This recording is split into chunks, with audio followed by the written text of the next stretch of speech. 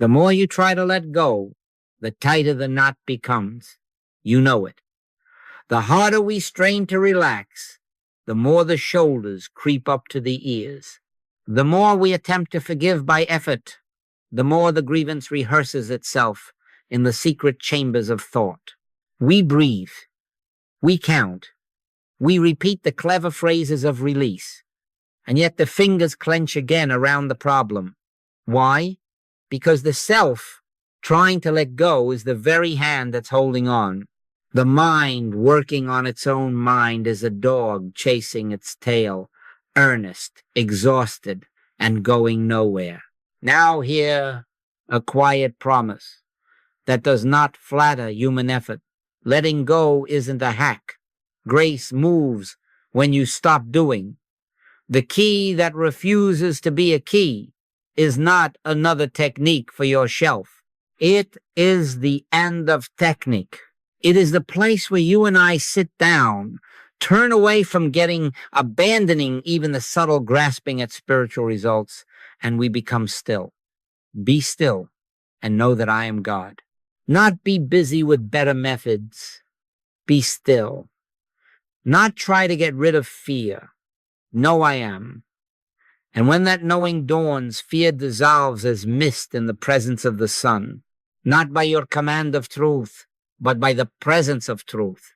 We are not here to fix a person or a condition.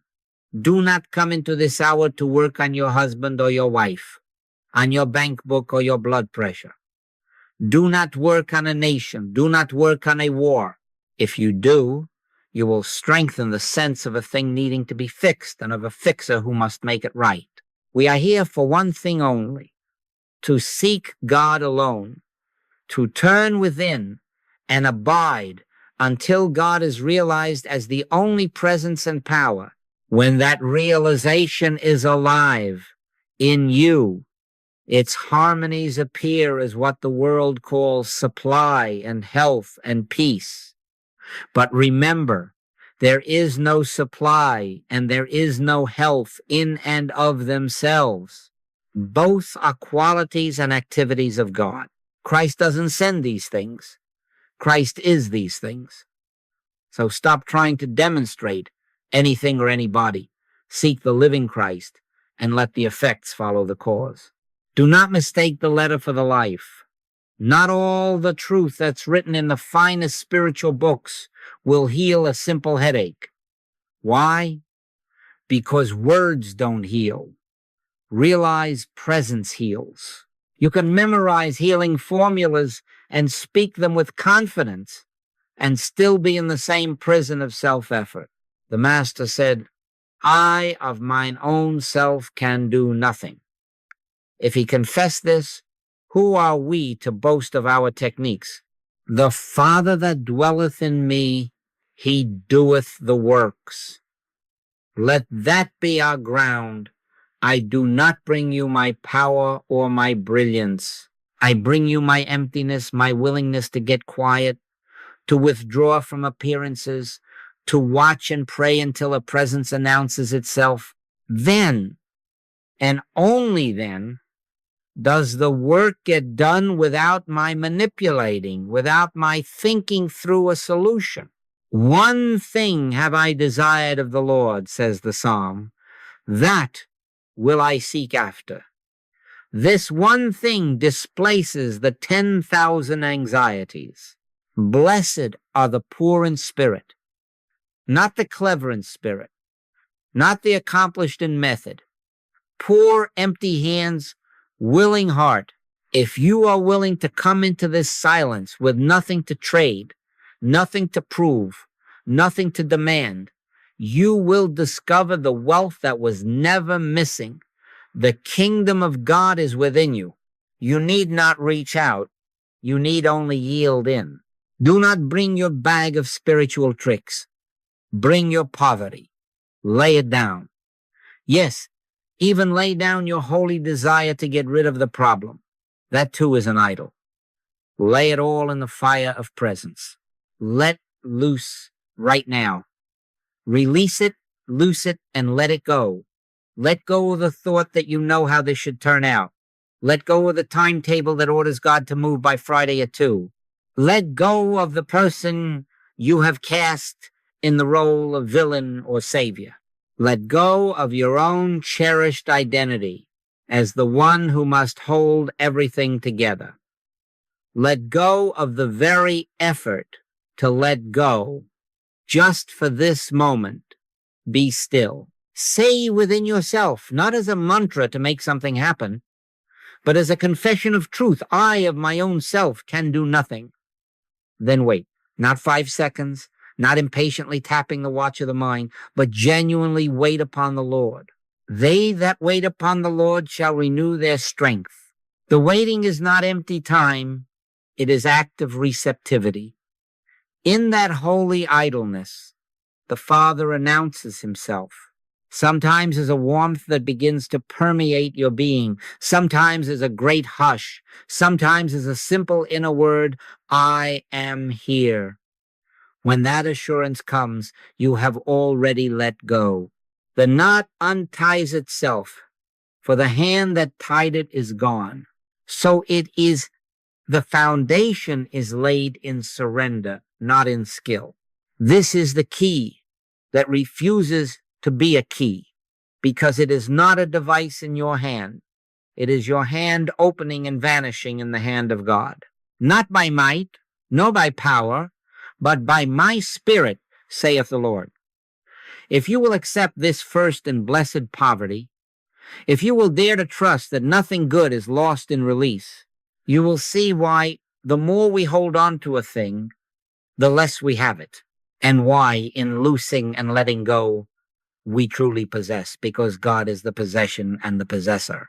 In this hour, we begin where self-effort ends. We begin with silence, with yielding, with the willingness to do nothing until the something that is God moves. Then, out of that stillness, life will take its lawful shape. But that is later. For now, let loose and let God be God. Now let us look at what binds us, not in far-off theories, but right where we breathe. The trouble is so simple we miss it. What hurts us is the holding, not the absence of a finer method. The world will sell us techniques and formulas and holy little tools, but clasp even a sacred tool with fear, and it becomes a blade in your own hand. We are taught to seek, to reach, to grip, and then we are surprised that the very thing we hug to our chest seems to vanish through our fingers.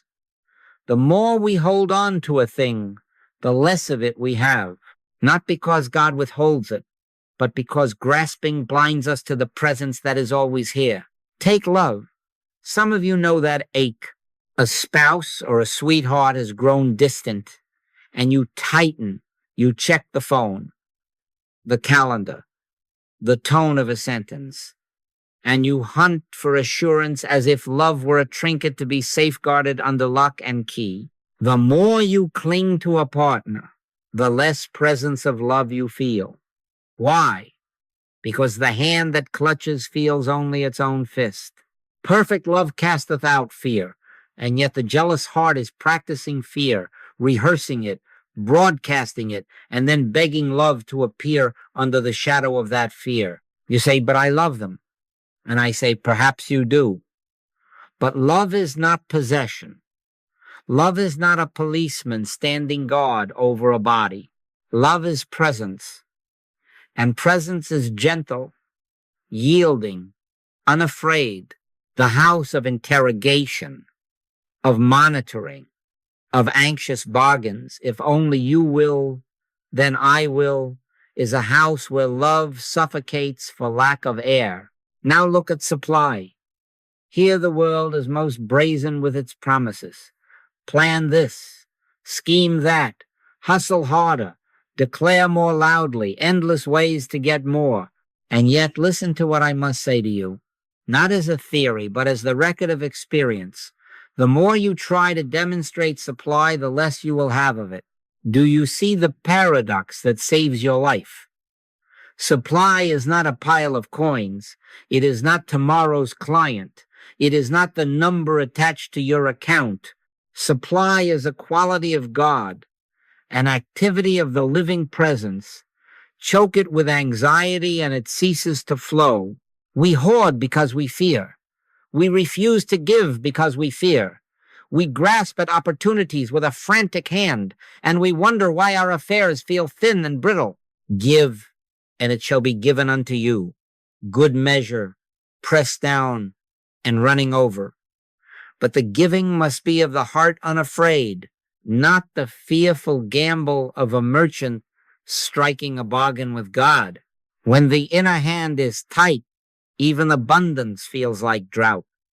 And when the inner hand is open, even a little lunch can feed a multitude. Consider the body. Oh, how we chase it around, as if health were a shy animal to be trapped. We read every article, we swallow every pill, we tap every reflex, and the more we chase health as an object, the farther from health we feel. Why? Because life is the health of the body, and life is God. Be not anxious for your life. And again, which of you, by taking thought, can add 1 cubit unto his stature? The thought that grasps at health is the very mist that obscures the sun of life. Examine the sensation. The breath is shallow, the stomach is knotted, the mind bargains. If I eat this, if I say this affirmation, if I perform this ritual, then perhaps the pain will be pleased to leave. Not all the truth that's written in the Infinite Way books will heal a simple headache if it is used as bait for the fish of relief. Do you see? The letter is lifeless in the hands of fear. Health is not a thing. Health is the activity of God being itself in you. Let us be honest about this clutching. It has a feel. It telegraphs itself in tightness at the throat, an urgency behind the eyes, a frantic little drummer in the chest. It has a voice. Quick, do something, say something, fix it. It even wears religious clothes. God, if you will only do this, I promise I'll do that. That is not prayer. That is haggling with a concept, not communing with the living God. This grasping self is a merchant with a ledger. I gave you my tithe. Now where is my interest? I said my affirmations. Now where is my healing? I loved faithfully. Now where is my guarantee? Do you feel the coldness of it? It is the sound of fear trafficking in the marketplace of outcomes, and fear is the veil. Now here is the pivot upon which our whole trouble swings. The problem is not that we lack a better technique. The problem is the grasping itself.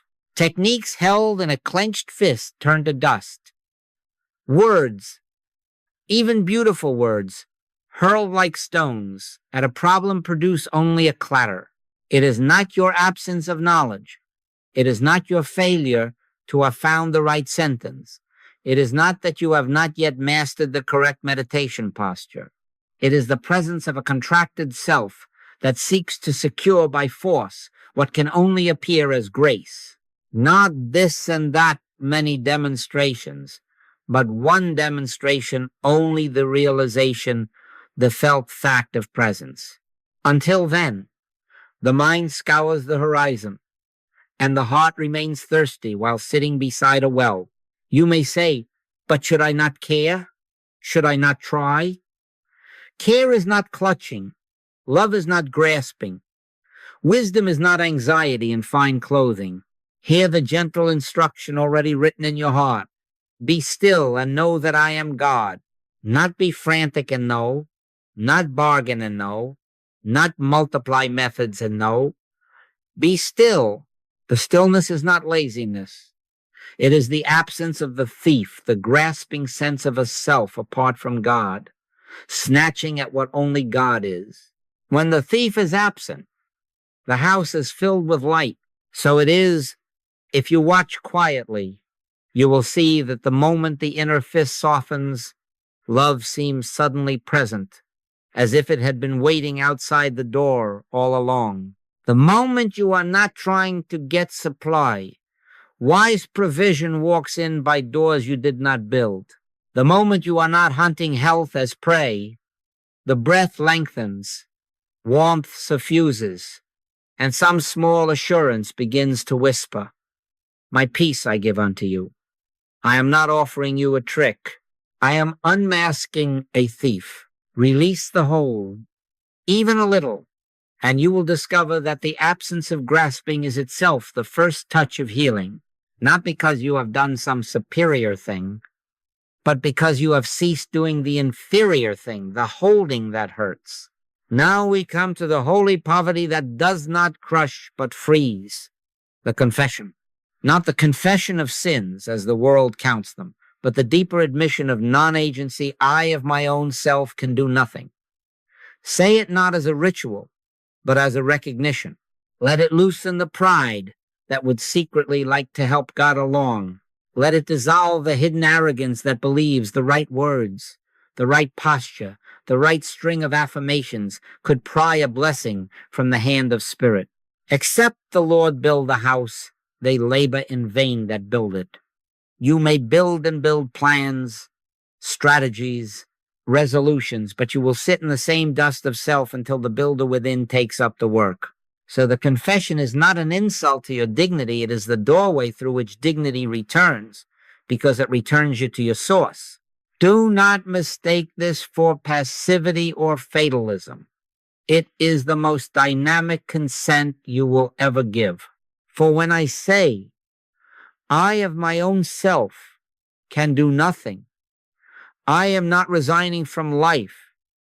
I am resigning from the pretense of being the life. I am yielding the central seat. The Father that dwelleth in me, he doeth the works. That is not poetry. It is practice.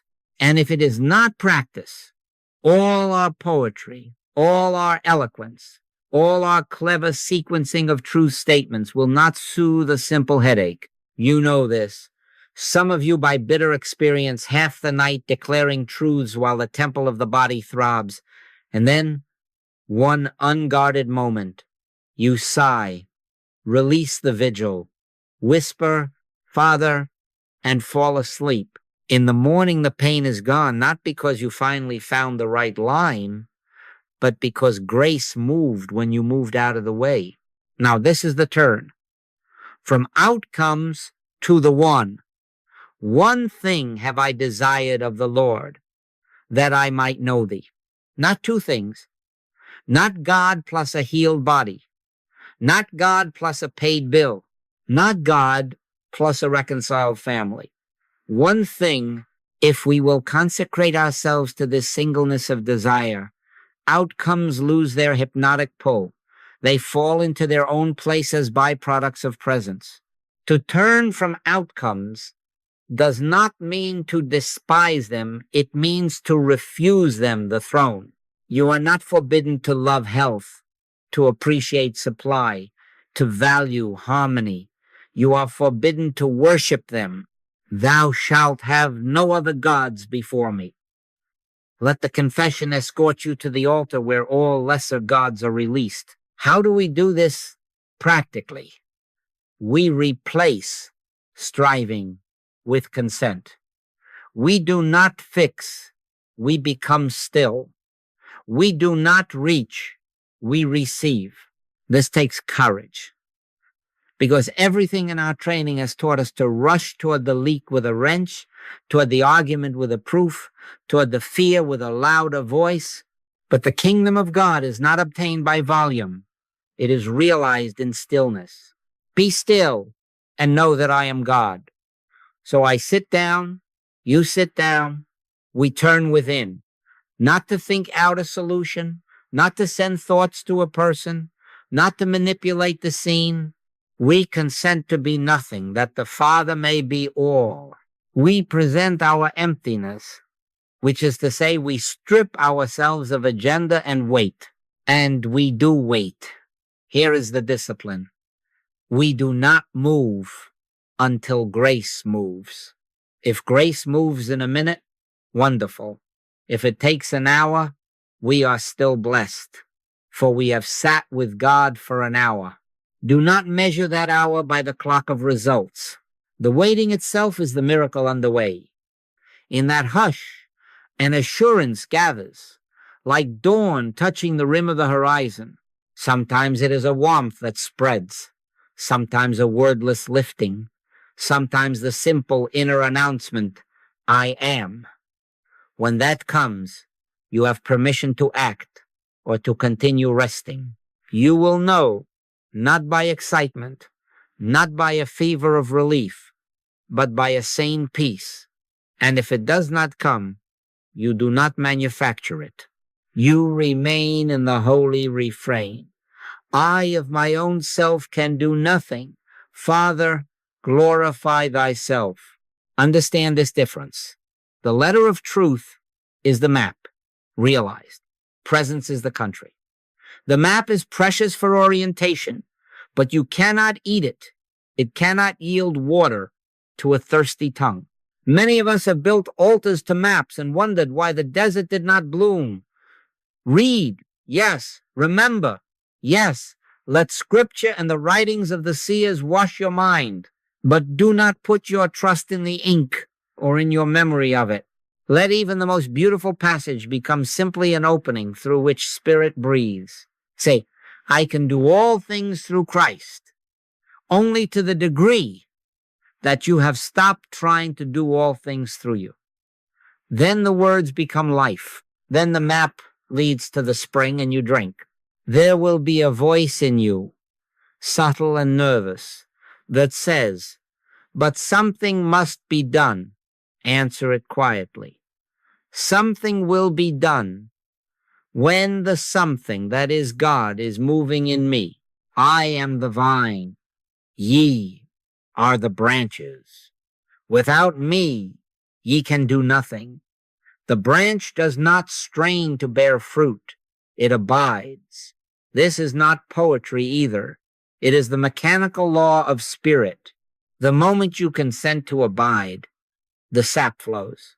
The fruit does not arrive because the branch made speeches to the tree. It arrives because life moved through what was surrendered and open. So it is with us. Abide. Do not agitate. Wait. Do not will.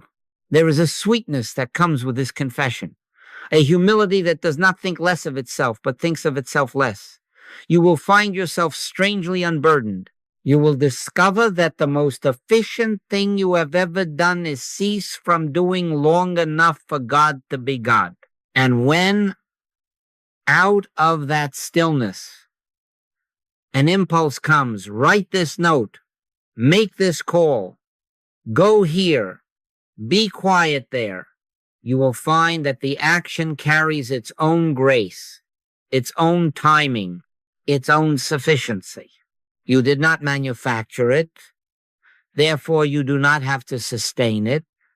You are free of the terror of outcomes because the outcome is not yours.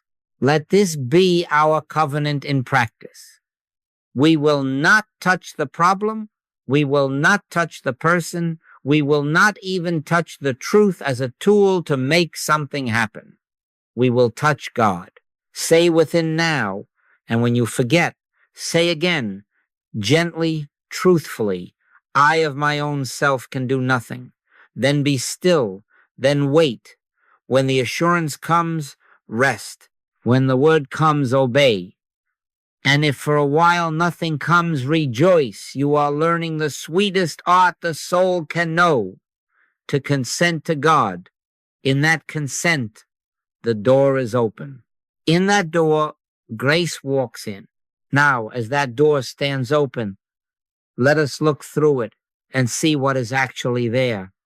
Not the things we beg for, not the forms we have worshipped, but the life that is their substance.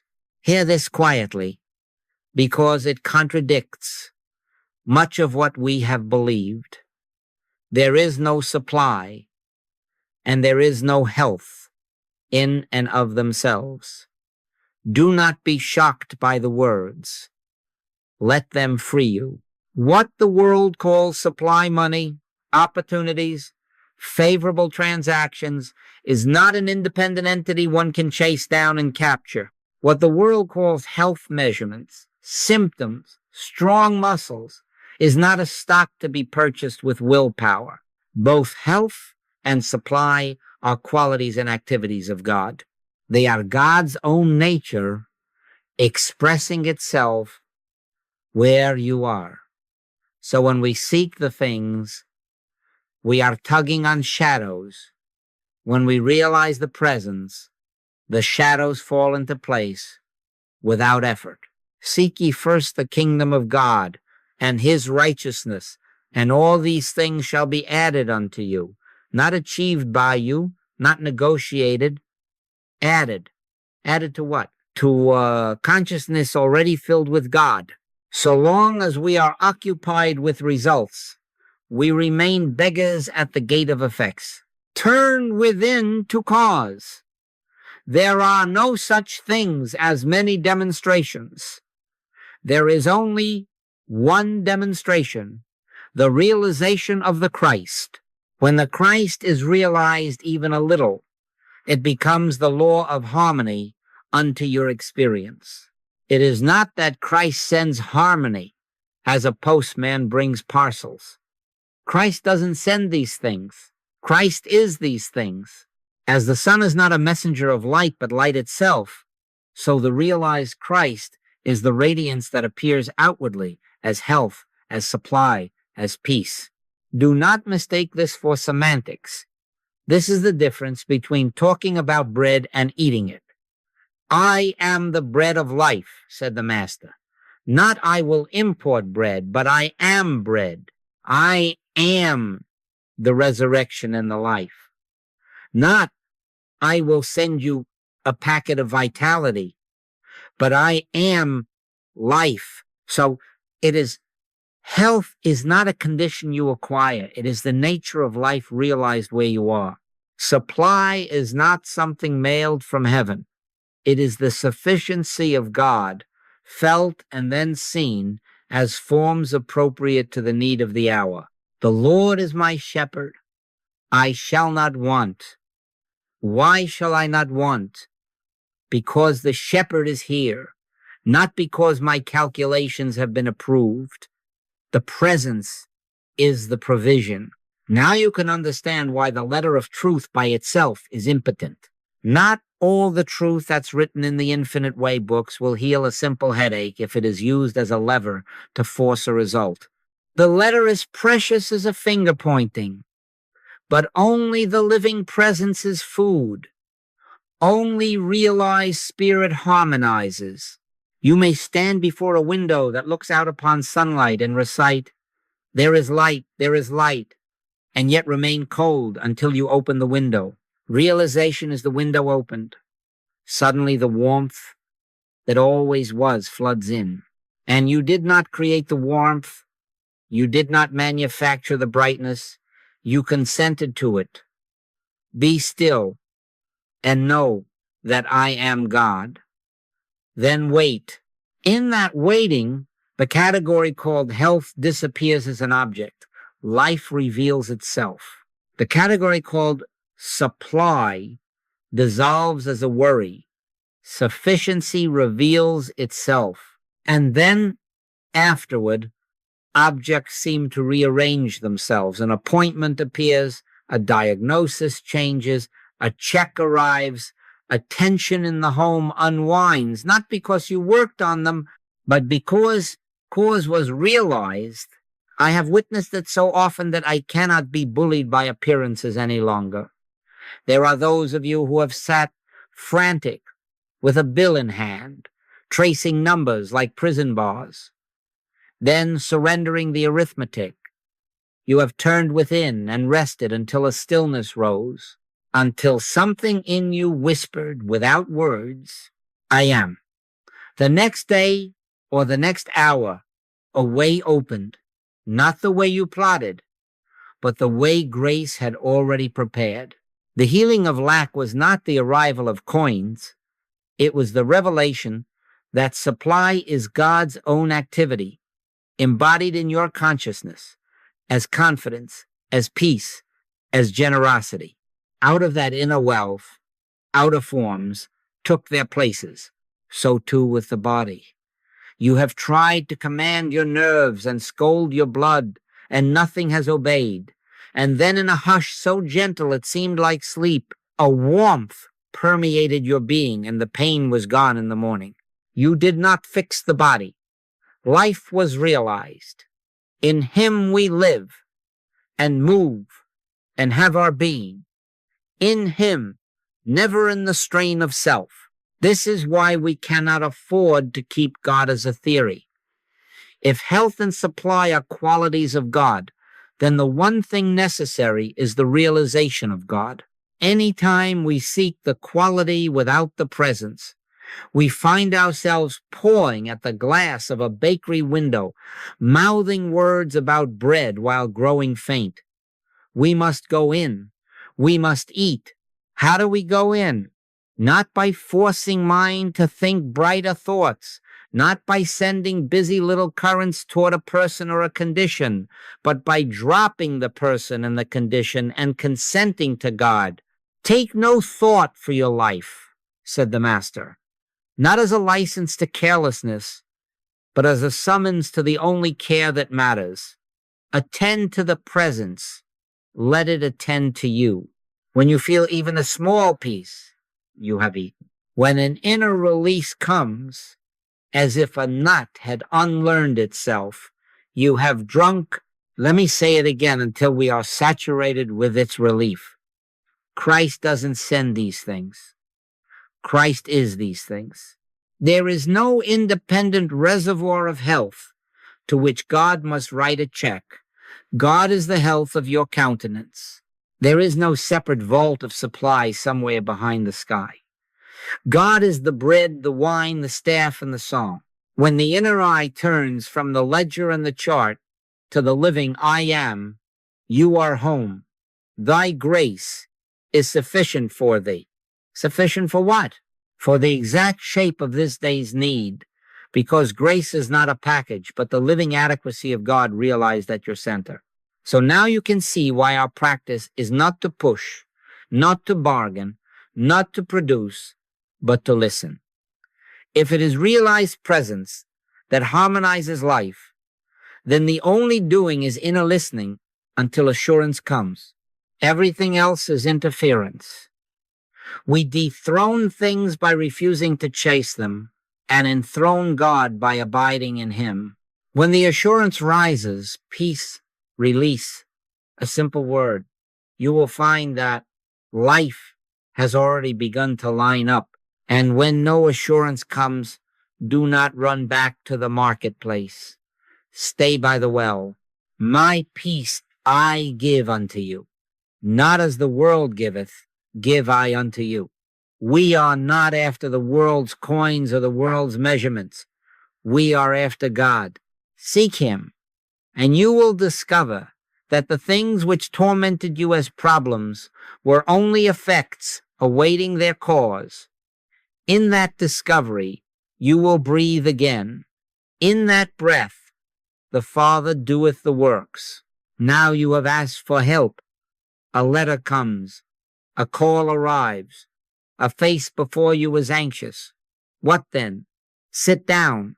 Do not rush to the cupboard of phrases. Do not gather the tools. Do not outline the rescue. Sit down. Close the door of the senses. Enter into thy closet. And when thou hast shut the door and forget them, yes, forget them. Forget the name, the age, the symptom, the number in the bank, the geography of the problem. Lay the whole picture on the altar and step back. We are not here to work on a person or on a condition. We are here to know God. If you hold the image of a sufferer in mind, you will be ministering to your own image. Release it. If a face comes, let it float by like a cloud. If a story insists on retelling itself, give it no hearing. Withdraw attention from all forms. The only doing permitted is this: turn within. Be still and know that I am God. Be still and know that I am in the midst of you. Then wait, not to get a result, to find God. Let the mind empty itself of names, pictures, plans, no outlining, no bargaining, no sending of thought. We are not spiritual engineers drafting a better outcome. We are not sending mental telegrams across the world. We are consenting to God. Whisper if you must, not as a technique, but as a truth. I of my own self can do nothing. Father, glorify thyself. Then lay even that whisper down and listen. You will notice, at first, the old habit trying to stage a comeback. It will parade likely sentences, collect favorite verses, and offer to fling them at the condition. Smile at the merchant. Dismiss him. Do not choose a passage to use. If a word is given, it will be given gift, not strategy. Your task is silence. Your posture is receptivity. Now and then the mind will rush to check a clock or a phone. Has anything happened? Do not peek into the tomb. Could ye not watch with me 1 hour? Watch, and let love be about its business. Presently, in the quiet that grows, when you cease growing it, assurance will begin to form. It comes in 2 ways. Sometimes there is simply a feeling peace, release, a warm hush that spreads like oil upon the waters. Nothing in thought, yet everything within you saying without words, it is well. That is enough. When that peace is upon you, the work is already underway. Do not adorn it with speech. Do not run to tell. Rest in it. At other times there will come one clear, living line, not from memory, but from the presence rising in you. It may be as simple as, fear not, it is I. It may be, my grace is sufficient for thee. It may be, I am the life and the resurrection. It may be, the Lord in the midst of thee is mighty. Whatever it is, it will arrive with its own light, its own authority, and it will end all temptation to improve it. Then, and only then, if you are to communicate, send that one sentence and close your mouth. If no word is given, send nothing. Why should you decorate a room already filled with sunlight? I will tell you how it has gone with me again and again. A note is placed in my hand, thick with fear, cataloging symptoms and dates and the weight of the human story. I read it to honor the one who has reached out, and then I set it aside and forget it. I do not carry the phrases into meditation like stones in my pocket. I sit down. My attention turns now, not to a person in Ohio or in the next room, but to God within. I say inside, Father, and then I wait. Sometimes the peace comes at once, a quiet so sane that to move would be to disturb holy ground. Sometimes after 5 minutes a line rises of its own accord, I am here. Then nothing more is required. On more than a few occasions, the letter was answered days later, only to hear it lifted before your reply arrived. Of course it did. Not because of me. I of my own self did nothing. The Father in the midst did the works. Not all the truth that I could have written back would have added to what grace had already accomplished. Take care here not to be tempted by the dramatic. Do not attempt to project power. Do not imagine yourself sending rays or holding their hand across the miles. All of that is interference. All of that prolongs the sense of two helper and helped, problem and solution. There are not two. There is one. Keep to your simplicity. Drop the person, turn within, wait. If the mind insists on weaving pictures, let it tire itself out against your refusal to play. If fear whispers, but you must do something, answer gently, I am doing the only holy thing. I am waiting upon the Lord. Remember, they that wait upon the Lord shall renew their strength. That renewal is the work, and it is His. You will learn to trust the signs of assurance. The peace will be sane, not fevered. The word, when given, will be crisp, like a bell that rings once and needs no echo. Do not add to it. Do not explain it. If you are moved to write, write only the sentence you were given and end the letter there. If you are moved to say nothing, honor that. Silence is sometimes the truest ministry because the activity of Christ is preceding the letter of truth. In this way, you cease playing God with outcomes and you consent to God as cause. Let this be our method in every arena. A child frets. A friend pleads. Your own heart trembles. Do the same holy threefold thing. Drop the person. Turn within. Wait. Peace. Be still. Be still first. And peace appears as the seal, not as a goal. Do not outline how the rent is to be paid, how the body is to be mended, how the love is to be restored. Outline nothing. Offer everything. Wait until the assurance comes, then rest. If an instruction rises, call here, go there, be silent now, obey, not because you think it will fix something, but because love has moved and you are its branch. If nothing rises, abide. So it is the only doing that belongs to us is inner listening until assurance comes. Everything else is interference. Drop the person.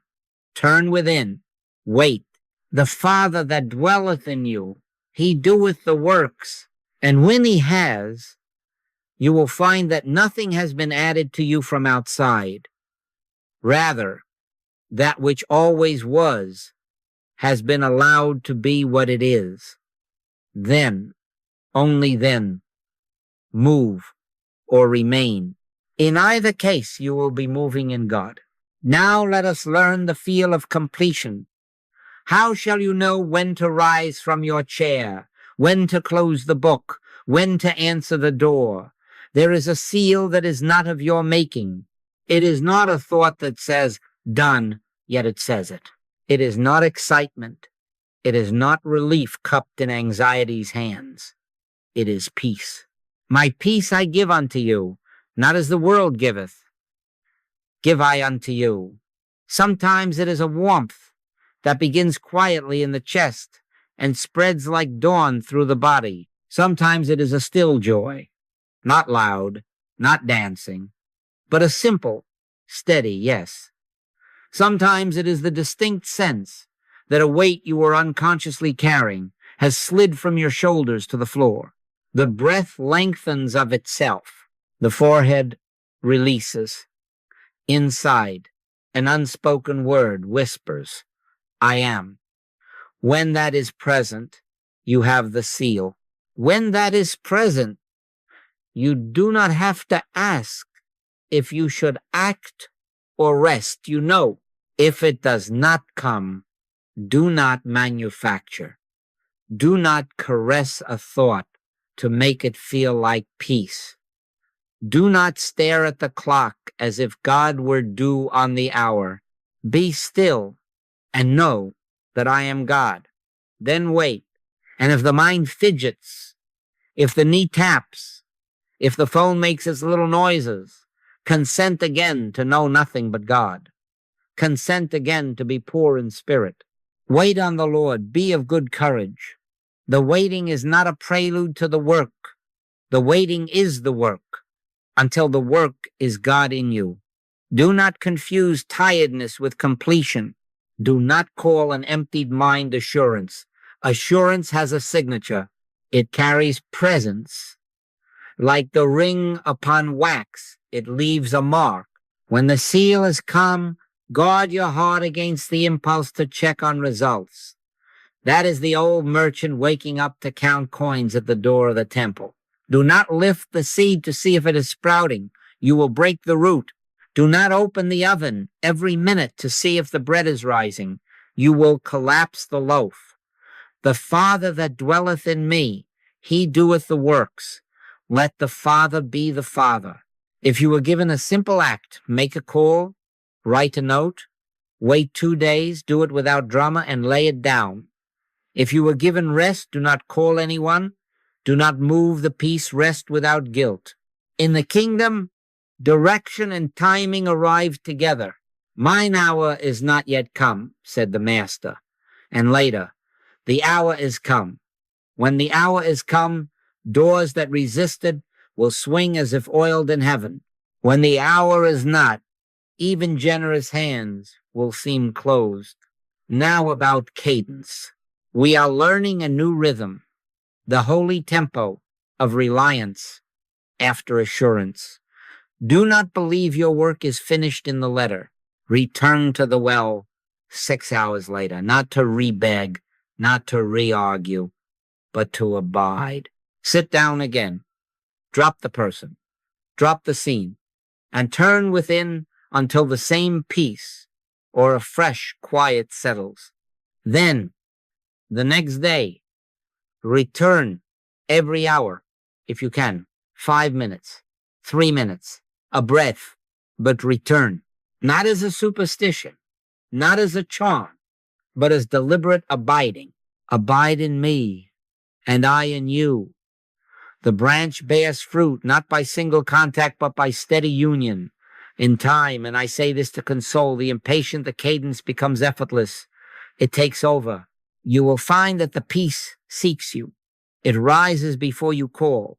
It shades your going out and your coming in. Then renewing becomes unnecessary in the old sense. It is simply life lived in God. In all this, hold the boundary of integrity. No thought sending, no influence, no mental pushing toward a person or a circumstance. You are not a broadcaster of wishes. You are not a hypnotist of outcomes. You are a transparency for God. Realization, not suggestion. If a loved one is ill, do not lace your prayer with images of their body changing. Drop the image entirely. Realize the Christ. And where there is receptivity, harmony will register. Because there is only one soul in this room, one mind, one spirit, realization. Here is the law there, without your trampling into their garden with the feet of will. Not by might, nor by power, but by my spirit. Hold to this purity. Keep your practice clean. Let me give you how it looks in a day. You wake with a worry rent due, a letter from a doctor, a silence from someone you love. Do not run to the ledger, to the search bar, to the pleading text. Sit down, say within, I of my own self can do nothing. Be still. Wait until a small warmth enters, until the inner hand unclenches, until you can say, truthfully, thy peace. That is the seal. Close the book. Go to your day. Do not peek at the bank as a nervous child peeks at a wrapped gift. 6 hours later, before dinner, return and rest again a few minutes. The next day, each hour you remember, turn for a breath. What you will find if you do this not as a trick but as consent is that means and timing arrange themselves under grace. A call comes when you are at your desk and free to answer. A bill is met by a provision you did not engineer. A conversation happens when the other heart is open, not when you were about to force it. In due season we shall reap, if we faint not. You may say, but what if I feel nothing for days? Then you are being trained in trust. Remain at your post, even without the felt seal. Refuse to run the world in your own name. Keep your hands off the buds. Keep your eyes on God. Sometimes the sense of peace is withheld not as punishment, but as weaning. We are being weaned from dependence on sensation into quiet faithfulness. When at last the seal returns, and it will, you will find it steadier, quieter, less apt to be confused with emotion. And then the outer forms will speak their answer in their time. You will recognize it because it will match the peace, not your fear. It will carry the same cadence as the presence that sent it. So it is. Wait for inner assurance, then rest. Do not pry. Do not prod. Let grace be the governor of both means and timing. When the seal is on the heart, the issue is joined. The Father is on the field. And if the seal tarries, wait and be of good courage. Thou wilt keep him in perfect peace, whose mind is stayed on thee. Stay, and you will be kept. Stay, and you will come to know that the peace itself is the fulfillment begun, and the rest is the Father's business. Now we come to the secret most difficult for the human mind to honor, because it leaves it with nothing to do and nothing to boast of. There is only one soul, one mind, one spirit, because there is only one realization, and one point of consciousness cannot remain local. It is not a private light under a bushel. It is the light itself.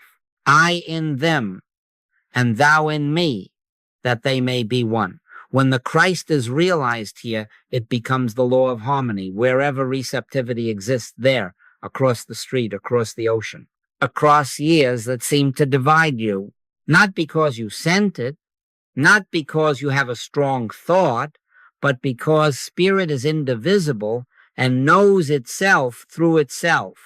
Do not confuse this with mental pushing. We are not practicing telepathy. We are not projecting influence, sending currents, or fastening improvements upon people. That is the old temptation, Babel in a new suit.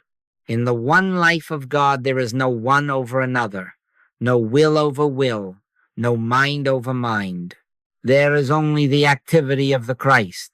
When it is realized here, the radiance is not yours. You did not kindle it, and you do not aim it. It announces itself, and they will feel it without thinking of you. Why? Because there are not many lives. There is life. There are not many minds. There is mind. In oneness, the note struck here vibrates there where an ear is open, as naturally as a tuning fork sets another in motion without a shove. Let us bring this down where the heart trembles most. The child stands at the crosswalk, and everything in you wants to throw a net across the street. The mind begins to outline. Hold hands. Look twice. Be careful. Be careful. You may say those things outwardly, but do not place your trust in them. Enter your inner closet even for half a breath and realize God is in the midst of thee. Thou shalt not be moved. Realize it not about a child, but about God. God, the life of that one. God, the mind of that one. God, the presence at that curb, in that step, on that return. Underneath are the everlasting arms. Wait until the assurance comes. It will come as a quiet, "It is well," or as a simple line, "The angel of the Lord encampeth round about them that fear him." When it comes, you have already done what love requires. Now release. Let the child go anywhere. Do not send a leash of thought. Do not look back every block to check if your assurance is working. Trust the law of oneness and rest. If there is receptivity, the safety that is God will register as poise, as watchfulness, as a safe arrival. And often you will not even know how it was kept, only that life was there being itself. So it is in the tangle of love that we have tried to make ours. Jealousy is only the fear that God is not enough, and so we must supplement him with clutching. My partner is not my possession. I release them into the bosom of the Father. Say it truthfully, and then sit with it until the sweetness of freedom replaces the burn of fear. Where the Spirit of the Lord is, there is liberty, not license, liberty. The realized Christ in you becomes the law of harmony, where they are either as a new tenderness that arises in them without your sermon, or as an honest unveiling that guides both your paths in peace. We do not steer another's rudder by thought. We acknowledge one captain, one ocean, one wind. If they are receptive, they will feel a space open, a grace to choose rightly, a safety to be honest. They may not even think of you. Thank God for that. It keeps you tiny and the Christ great. Supply baffles many because numbers seem so solid. But what is a number but a shadow on paper? Cease ye from man, whose breath is in his nostrils, and cease also from figures that promise identity. Stop thinking dollars. Stop fastening your hope to the route by which supply came last month. There is no supply apart from God. Supply is the sufficiency of God acting as your life. Turn within and realize, the Lord is my shepherd, I shall not want. Wait until the inner assurance arrives, sometimes as a relaxation in the gut, sometimes as a line, my grace is sufficient for thee. Then release the bills into that sufficiency. Do not send a thought to the bank manager. Do not draft imaginary conversations with a client. The realized Christ here becomes the law of orderly provision. They're opening a door you did not knock upon, reminding another to reach for you, bringing to memory a skill you had buried. It is not magic. It is oneness recognized, sufficiency realized, and forms falling into their proper place as effect. You ask, what of those who are closed? What of my son who laughs at prayer, my friend who scoffs? We are not here to pry open ears. He that hath ears to hear, let him hear. Our function is to abide. Realization never violates. It invites. It is like sunlight on a window. When a hand lifts the shade anywhere, the light that has always been there pours in. Do not measure your prayer by their response. Do not withdraw realization because you are not applauded. Keep the altar tended. Remain faithful to the one fact. God is. If and when receptivity appears, harmony registers. If it is today, praise God. If it is 10 years hence, praise God. You and I are branches abiding. The vine distributes its life in its own seasons. Take courage from this, because there is only one soul in this room, one mind, one spirit. Your quiet turning is never lonely and never futile. It is not restricted by geography, not delayed by mail, not hindered by locked doors. Whither shall I go from thy spirit? Nowhere. Therefore, do the one holy thing and keep doing it. Drop the person. Turn within. Wait. When assurance comes, let the Christ that is realized in you be the law of harmony unto all within reach of oneness and in oneness that is everywhere receptivity is. Then rest. Speak only if given one clear line. Otherwise, let love go on being love and you go on being still. In this way, the world that beats on your window will discover a window of its own, and light, being what it is, will do what it does. Now we lift our eyes from the kitchen table to the wide earth, and the same lesson stands, but the picture is larger and the noise is louder. God is, Christ is, the kingdom of God is within you. And the world hates, it divides, it makes camps and flags and enemies. It fires its weapons and its words. How do you put those two lines on the same page? You cannot reconcile them with the human mind. You cannot argue the smoke out of the sky with a verse. God is, but the world is at war. How do you match that up? Not by proclamation, not by insisting upon God to people as if truth were a slogan to paste over rubble. Christ is a reality, if so be the Spirit of God dwell in you, not in your lips, not in your politics, not even in your dearest causes, but in you, incarnated realization, presence felt and allowed to be itself. Do not mistake me. Policies and protests have their place. Laws matter. Budgets matter. Corridors of power echo with decisions that touch a widow's table. But hear this. Hatred is not dissolved at its root by ballots or banners. Those are forms, and they are necessary in their hour. But they rearrange. They do not regenerate, not by might nor by power, but by my Spirit, saith the Lord. Only the realized Christ within persons reconcile such contradictions as this. An enemy becomes a neighbor. A wall hints at a gate. A clenched fist forgets itself and opens. You can legislate for order. You cannot legislate love. Love appears when God is realized as the very life of those on opposite sides of a line. So what are we to do when the morning paper shouts of rockets and roads closed, when the screen glows with angry faces, when borders harden and families run with their children toward fences? Do not rush to take sides in thought. Do not become a private parliament of fear and anger. Sit down, be still, and know that I am God. Enter into thy closet and shut the door on countries, on leaders' names, on maps and pundits. Drop the persons, drop the nations, drop the flags, turn within.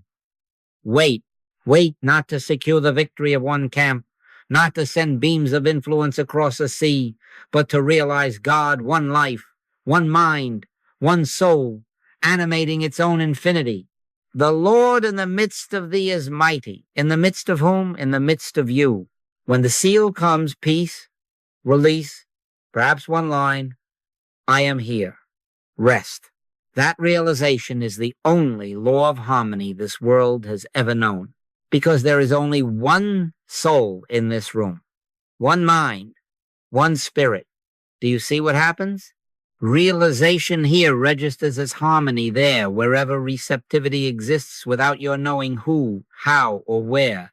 They will feel it without thinking of you. A driver at a checkpoint, hand inches from a rifle, pauses for no reason he could explain. A mother in a queue feels a sudden lifting of dread and looks up. A negotiator who had prepared a cutting word hears himself say, let us wait one day, and the night cools the fire. Who did this? Not you, not me. The Father in the midst did the works.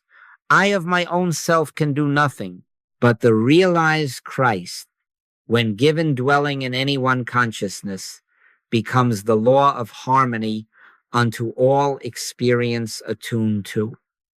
This is not suggestion. This is not control. This is not making anything happen. It is God being God with an open door to walk through. You may reply, but shall we then neglect our civic duty? Shall we not march? Shall we not vote? Shall we not write and feed and rescue?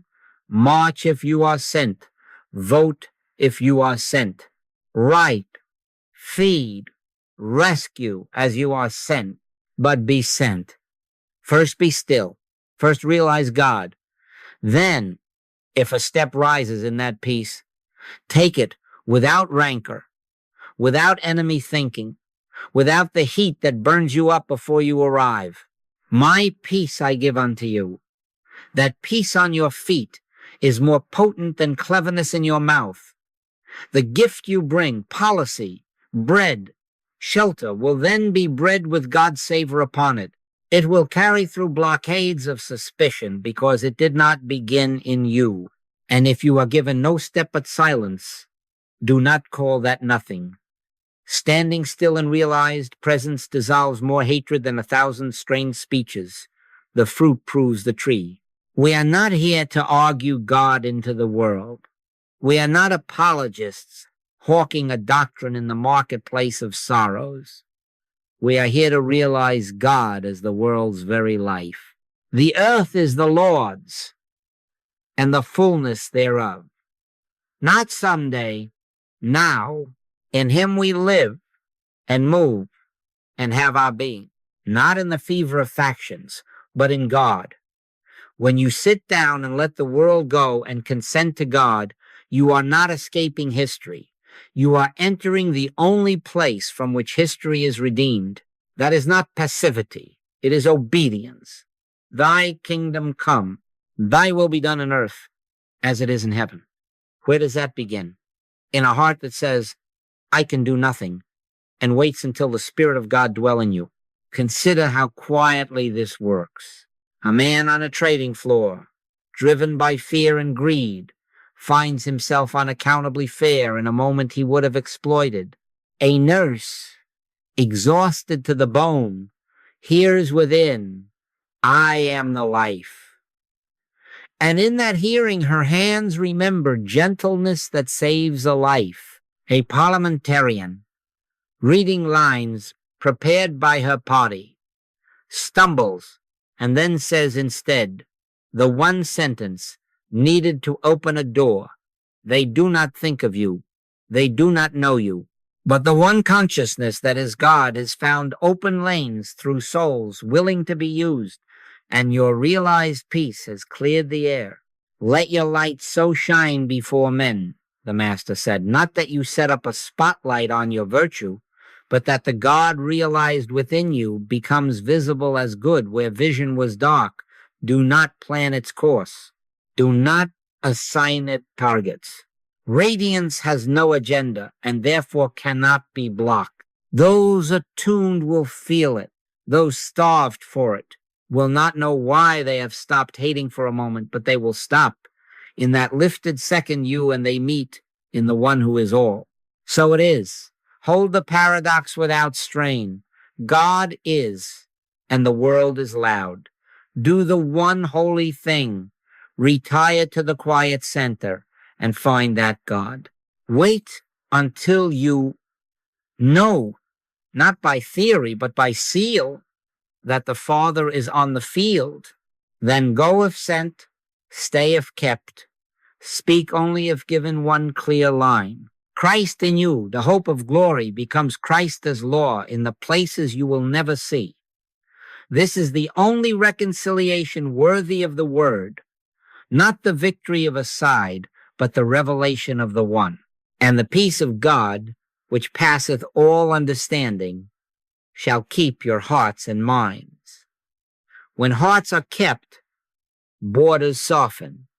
When minds are kept, tongues lose their knives. When the center is kept, the tumult must learn a new rhythm.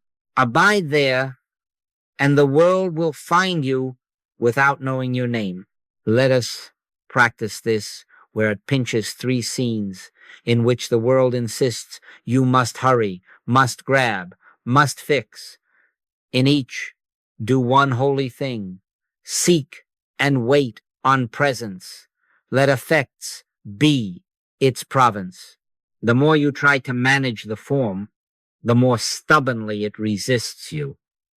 The instant you loose it to God, you find that what you sought as a thing is already included as a quality of realized presence. First, money. The envelopes lie there on the table, some stamped red, some threatening dates, all loud.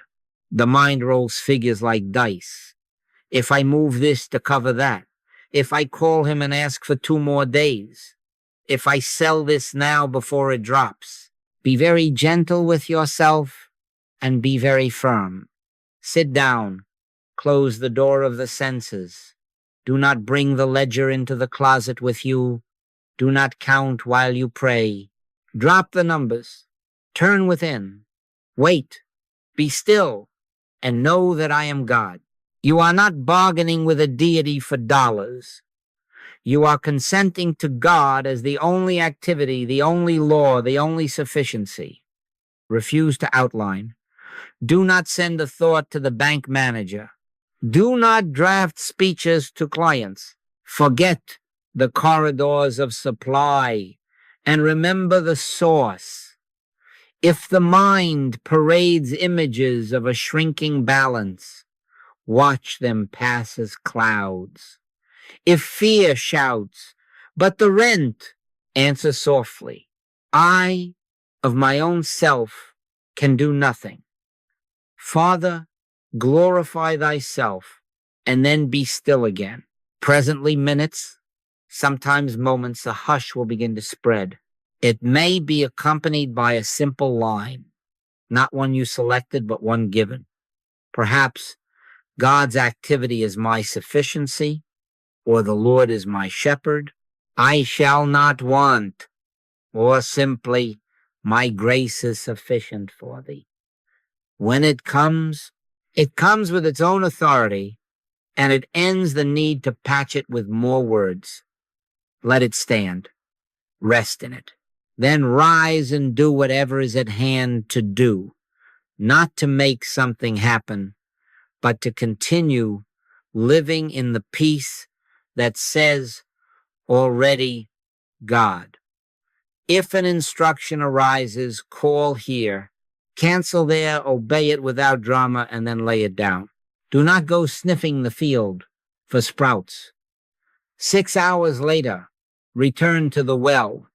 Sit 3 minutes, 5, and let the same assurance or a fresh quiet reappear.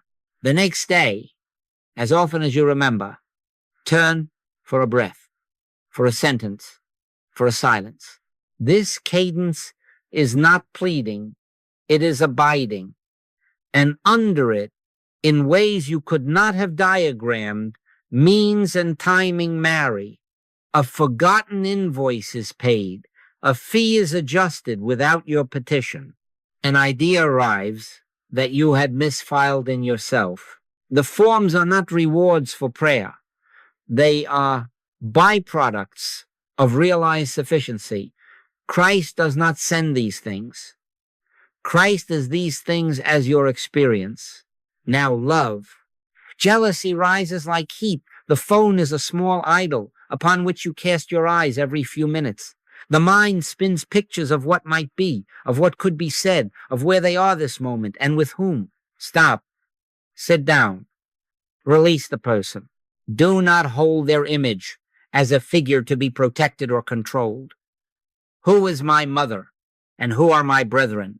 They are those in whom the Spirit dwells, and the one you fear to lose lives in truth, in God.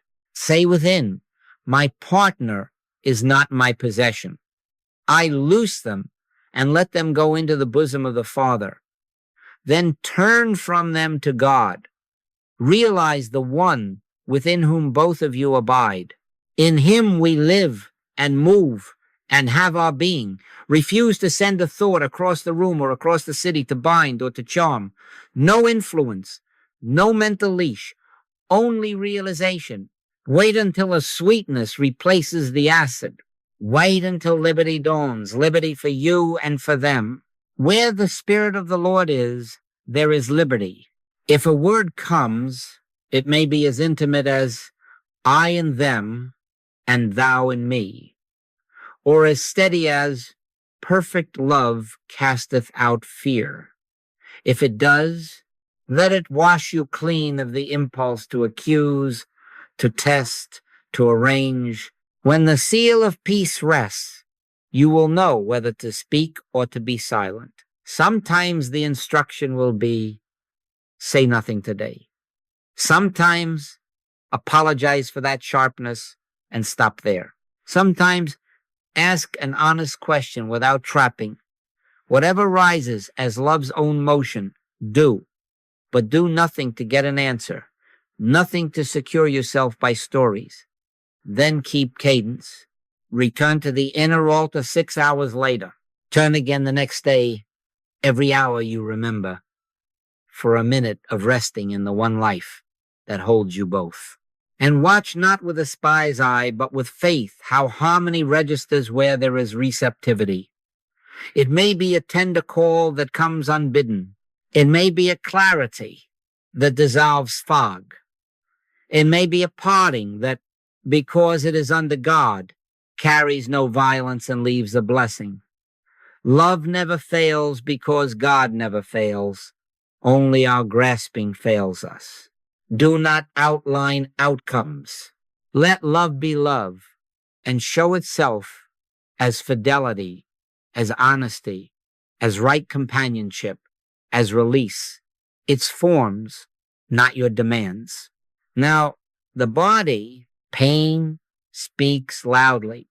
The human reflex is to name it, to locate it, to picture an organ misbehaving, to consult memory for every headline and friend's story that matches. All of that is grasping at shadows. Sit down. Refuse to hold an organ in mind. Refuse the name. Do not paste a label upon your temple and then bow before the label. Turn within. I am the life and the resurrection. The Lord in the midst of thee is mighty. Whisper, if it is given, life is in the midst of me. Not as auto-suggestion, but as recognition that there is no life but God's life, and that it is, even now, being itself where you seem to be. Do not outline a healing. Do not draft a timetable. Drop the pictures of scans and charts. Wait. Be still until the sense of burden begins to lift. Perhaps first as a small slackening, then as a warmth, then as a quiet conviction, wordless, that says, I am. When assurance arrives, do not go hunting symptoms. Do not test every 5 minutes to see if it worked. That is plucking the sprout. Rise and go on in the peace. And if an instruction is given, lie down now, take a walk, call the doctor, drink water, obey as a branch obeys the vine. This is not reliance on matter. It is reliance on God, who governs means and timing. Sometimes the form of help is rest. Sometimes it is counsel. Sometimes it is simply the disappearance of the weight, and you realize an hour later you have forgotten to hurt. Keep cadence. Return in 6 hours to be still again. The next day, turn every hour for a minute of consenting to life in the midst. In time, it takes over. The peace precedes you, steadies you, and the body speaks in the language of harmony without your policing. In all 3 scenes, the practice is identical because God is one. Drop the numbers, drop the person, drop the organ, turn within. Wait until peace, until release, until a single living line writes itself across your heart. Then rest. If emotion rises, obey it without owning it. Keep the rhythm of returning until the urge to manage subsides and presence manages. Stop trying to get results. Seek God alone and watch forms take their rightful places as effects of realized cause. Not by might, nor by power, but by my spirit. When next the crisis knocks, remember, there is only one holy thing to do. Enter thy closet, be still, wait, and know that even the peace you feel is fulfillment already begun. The rest belongs to the Father. Now we go from lesson to living. You have seen how the seal comes, how realization here registers there, how the world's noise cannot outshout the quiet center. Let us now consent to a life beyond method, beyond rescue drills, beyond the hurried prayer at the edge of a cliff. As practice deepens, you will discover that you are being practiced. The rhythm you took up by decision begins to take you up by grace. Silence finds you. The stillness does not wait for your chair. It becomes your native breath.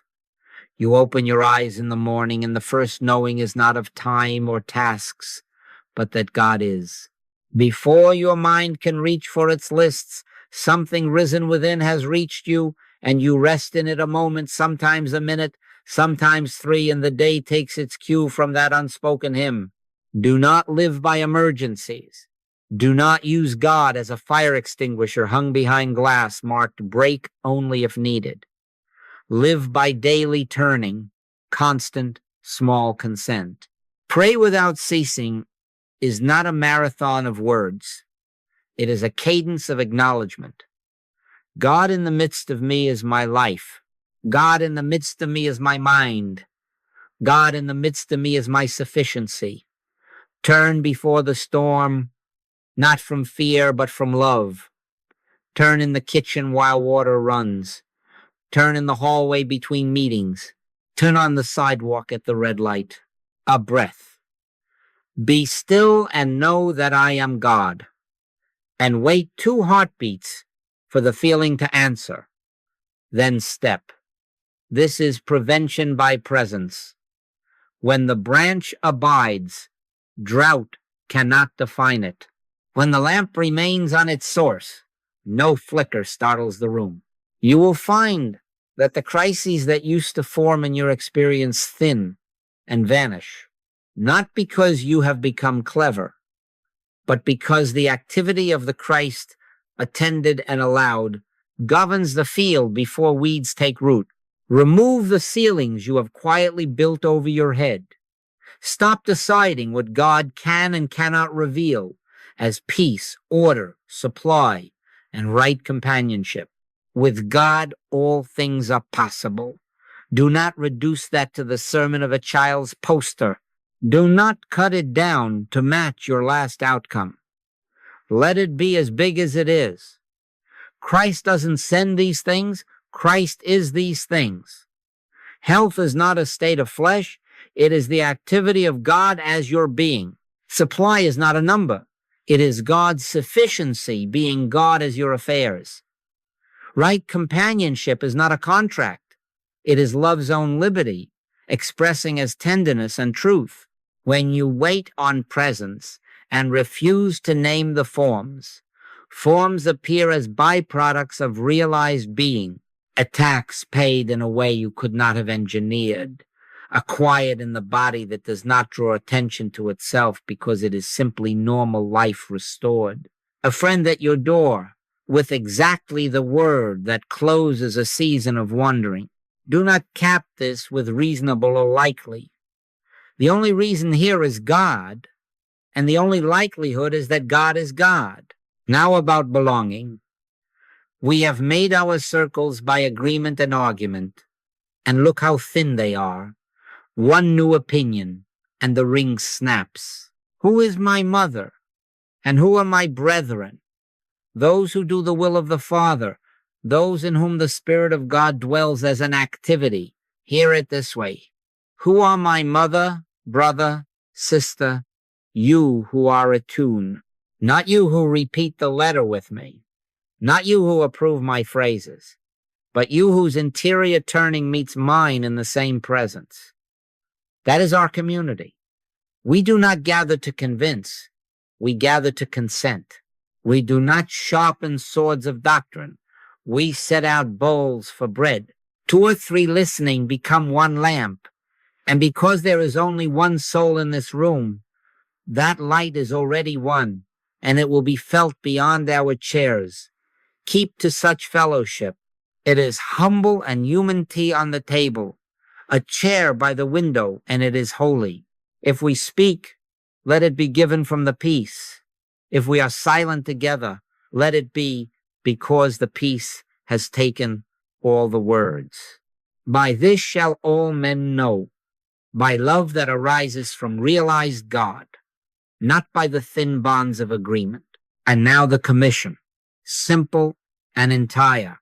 Be still, wait, let the Christ be the life of your life. Make surrender your way, not your remedy. Say each morning, before the world can ask you to be many things, I of my own self can do nothing.